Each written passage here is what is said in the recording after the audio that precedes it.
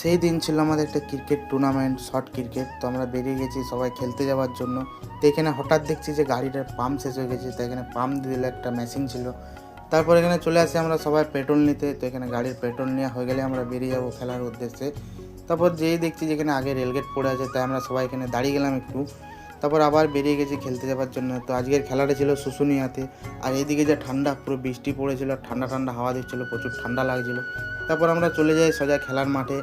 তো যেই দেখছি কাদের খেলা চলছে, তো যেই দেখছি যে এখানে প্রীতমদা ব্যাট করছে, তো প্রীতমদাতে খেলা চলছে।